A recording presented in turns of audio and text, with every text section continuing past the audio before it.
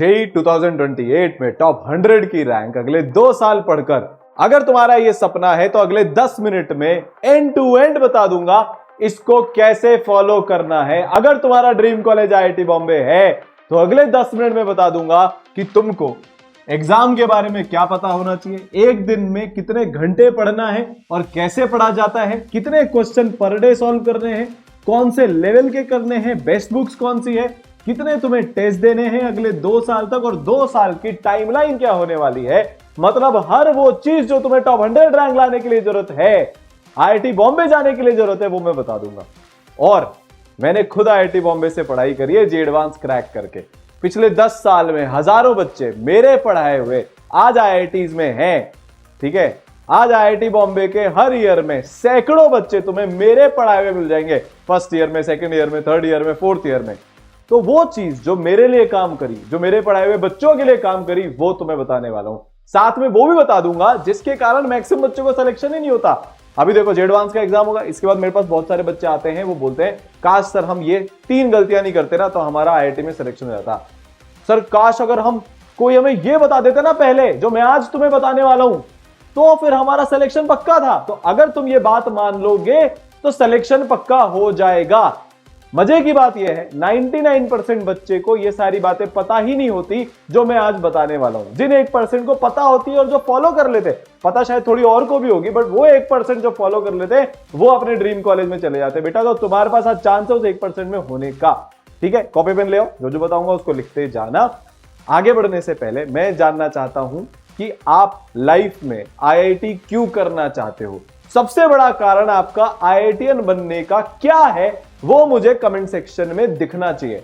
कोई भी लाइफ में अगर आप बड़ी चीज अचीव करना चाहते हो, आईआईटी बॉम्बे जाना चाहते हो, आईआईटीएन बनना चाहते हो, तो दिमाग में बेटा वाई क्लियर होना चाहिए। हमें पता होना चाहिए कि जो हम कर रहे हैं वो हम क्यों करना चाहते हैं। बहुत सारे कारण हो सकते हैं। पेरेंट्स को प्राउड फील कराना है, बेस्ट प्लेसमेंट आईआईटी बॉम्बे का लगता है, ठीक है, लाखों करोड़ों कमाने का हमारा पूरा मौका है, एक सोसाइटी में रिस्पेक्ट मिलता है, हमें लाइफ पे कोई टफ चीज क्रैक करनी है इसलिए हमने आईआईटीएन बनने का डिसीजन लिया है, 4 साल लाइफ के बेस्ट कॉलेज लाइफ बेस्ट निकालनी है, मैक्सिमम मजे, मैक्सिमम एक्सपोजर, मैक्सिमम जिसको बोलते हैं ना अपॉर्चुनिटीज इन दी वर्ल्ड, इसलिए हमको आईआईटी में जाना है। जो भी आपका कारण है वो आप लिख देना, या फिर ये भी हो सकता है सर हमारे भैया दीदी गए थे, हमें इसके अलावा कुछ समझ में नहीं आ रहा, ऑनेस्टली लिख देना ताकि क्लैरिटी अपने को आ जाएगी। चलो आगे बढ़ते हैं। ठीक है, सबसे पहले हम एग्जाम के बारे में बेटा जान लेते हैं। आपको 12th बोर्ड में 75% का क्राइटेरिया क्रॉस करना पड़ेगा अगर आप सीबीएसई बोर्ड देते हो। तो अगर आपका कोई स्टेट बोर्ड है तो आपको टॉप 20 परसेंटाइल में आना पड़ेगा, तभी जाकर आईआईटी के रास्ते आपके खुलते हैं।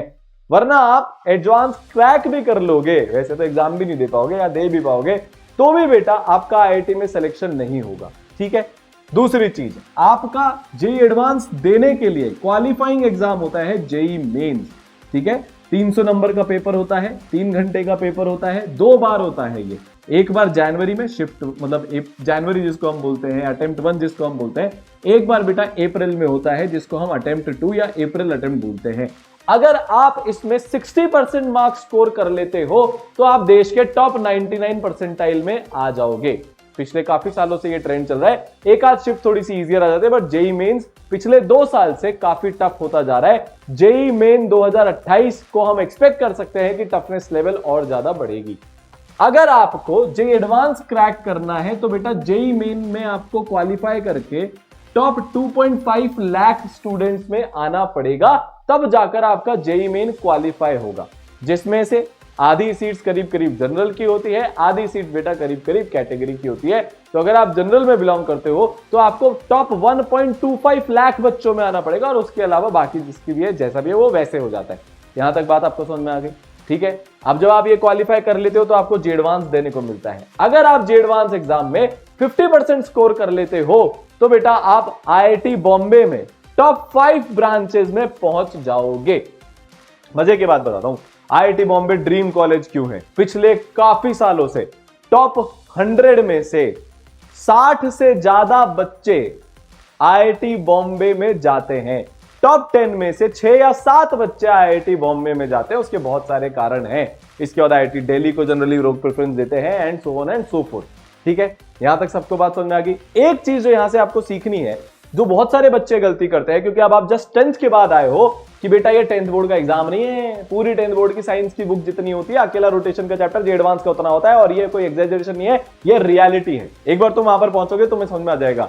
अभी तो तुम छोड़ो, ये सब छोड़ो, वेक्टर काइनेमेटिक्स 1D पढ़ोगे ना, उसका जो लेवल वहां तक हो जाता है वो बेटा अकेले पूरी साइंस का बुक हो जाता है। इधर से फिर तुम केमिकल बॉन्डिंग आ जाओगे, 40 लेक्चर का चैप्टर होता है वो, जितने लेक्चर में पूरी साइंस खत्म हो जाती है। ठीक है, तो पूरी केमिस्ट्री फिजिक्स मिलाकर अकेली केमिकल बॉन्डिंग, तो ये एग्जाम टफ है। इसीलिए कम नंबर पर ज्यादा परसेंट भी आती है। तो यहां पर अपने को बोर्ड की तरह 90-95 का टारगेट लेकर नहीं चलना। 90% पे तो बहुत बार AR1 आ जाती है बेटा।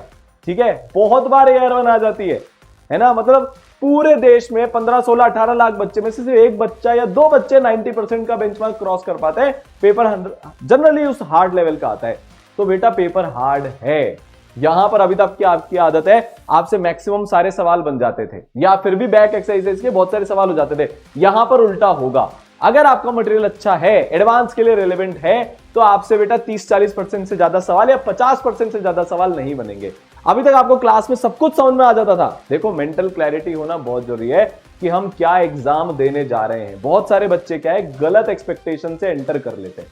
पहले एक महीने में 95% जेईई एस्पिरेंट्स गिव अप कर देते हैं। प्रिपरेशन नहीं छोड़ेंगे, कोचिंग नहीं छोड़ेंगे, बट अपने मन में वो ये बात बिठा लेते हैं ये एग्जाम मेरे लिए है ही नहीं, ये मेरे लेवल से ऊपर उठ के। क्यों? क्योंकि उनके एक्सपेक्टेशंस गलत हैं।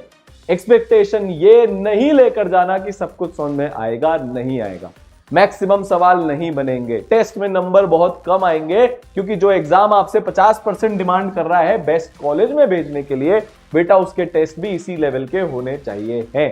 यहां तक आपको बात समझ में आई? अब सर बात आती है हमें कितना पढ़ना है। अगर हम इतने टफ एग्जाम को क्रैक करना चाहते हैं, क्योंकि IITian तो हमें बनना है, तो बेटा इस पूरी जर्नी के आपके दो पार्ट है। पहला पार्ट है आपका क्लास 11th, दूसरा पार्ट है आपका क्लास 12th। तो 11th में आपके 10 से 11 घंटे का एवरेज पर दिन का होना चाहिए, और 12th में बेटा 12 से 13 घंटे का एवरेज आपका होना चाहिए। सर इतना पढ़ना पड़ेगा क्या? हाँ जी।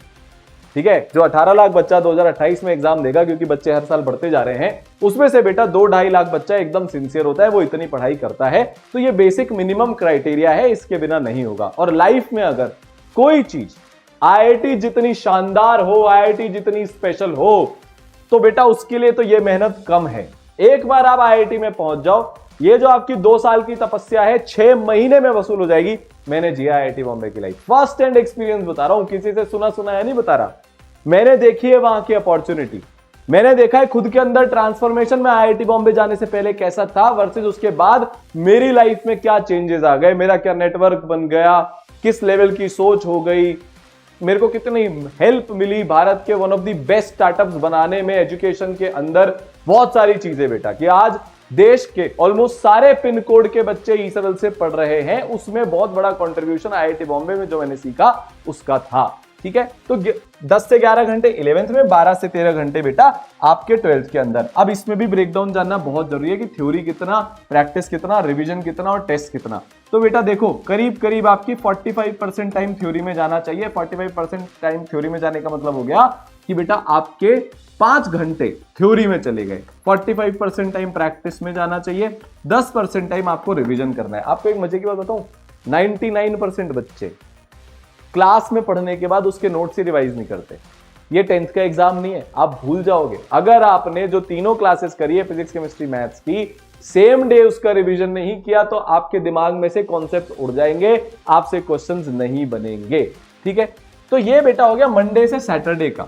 संडे को आपको, जैसे आपका थोड़ा सा सिलेबस हो जाएगा बेटा, आपको बेटा 3 घंटे टेस्ट के लिए डिवोट करने। 3 चैप्टर वाइज टेस्ट आप दोगे, कभी जेईई मेन लेवल के, कभी जे एडवांस लेवल के।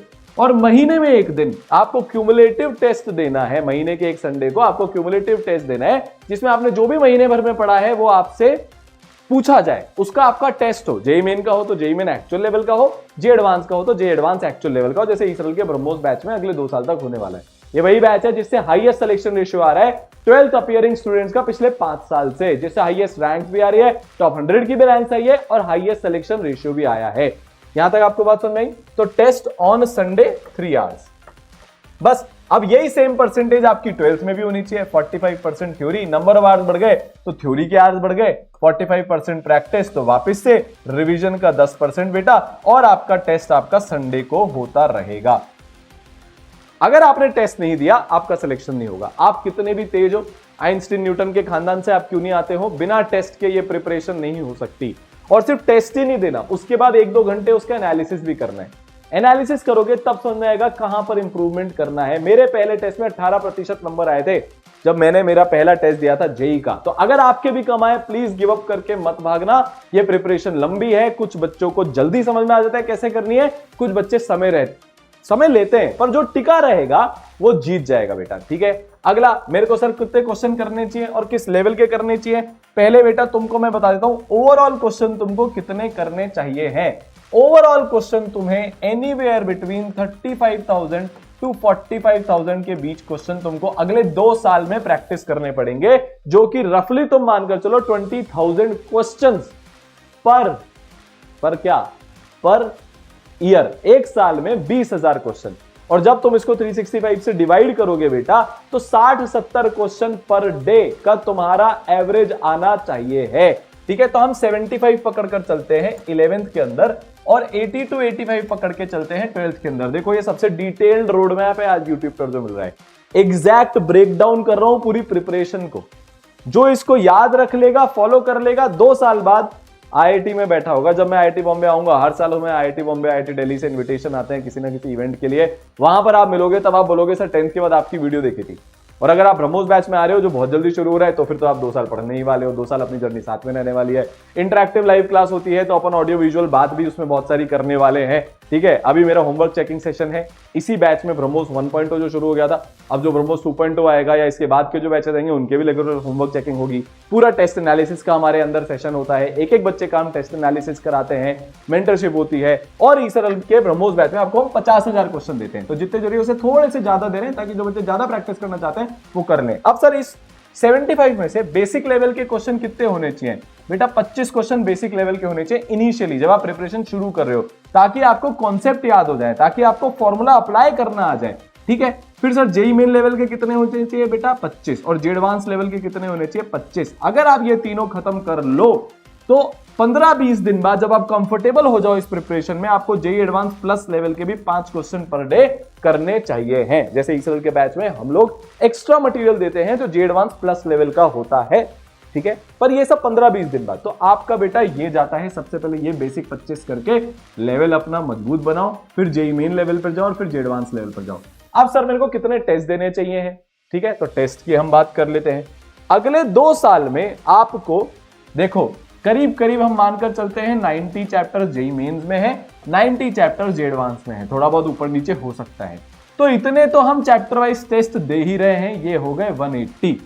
ठीक है, आप अब इसके अलावा 1 महीने में 1 टेस्ट तो मिनिमम और दे ही रहे हो।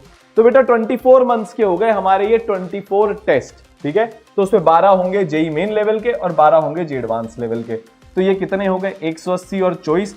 अब इसके अलावा आपको बीच बीच में और टेस्ट देने हैं मिनिमम 50, जिसमें से 25 होंगे जेई मेन लेवल के और बेटा 25 होंगे जेई एडवांस लेवल के। तो 250 से 300 टेस्ट के बीच में आप अगले साल दे रहे होंगे। ये मिनिमम है इनको देना। और इसमें से जो आपके 3 घंटे के टेस्ट हो रहे हैं ये वाले, इनका टेस्ट एनालिसिस करना भी अनिवार्य है। ईसरल के बैच में हमने इसको थोड़ा सा आपके लिए इजी कर दिया है, क्योंकि हमने एआई पावर्ड 20 पेज की टेस्ट एनालिसिस की रिपोर्ट मंगाई है, बना ली आपके लिए। बहुत शानदार रिपोर्ट है। अभी जब मैं जेई मेंस के सेंटर पे गया था, सारांसर गए थे, वहां पर एक बच्चा जिसकी 99.3 परसेंटाइल आई थी, जेई मेंस का टॉपर, उसकी मदर ने यही बोला कि सर वो जो 20 पेज की आपने एआई पावर्ड एनालिसिस की रिपोर्ट दी वो हमारे लिए इतना काम करी, हमारे बच्चे का धीरे धीरे उससे इंप्रूवमेंट होता गया।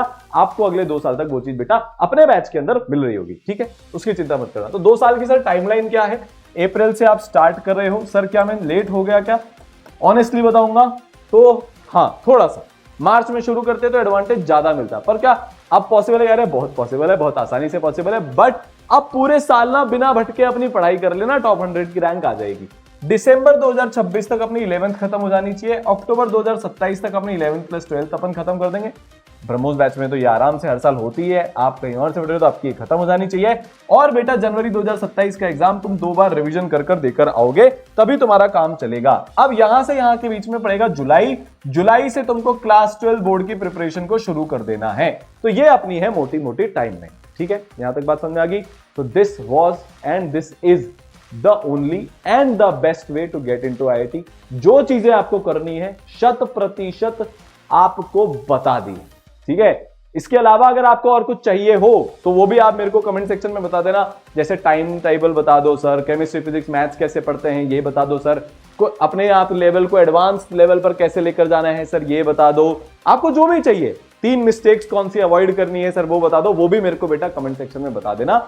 मैं आज आपसे वादा कर रहा हूं अगले 2 साल तक आपकी जो भी जरूरत होगी वो लेकर हम आपके लिए आएंगे।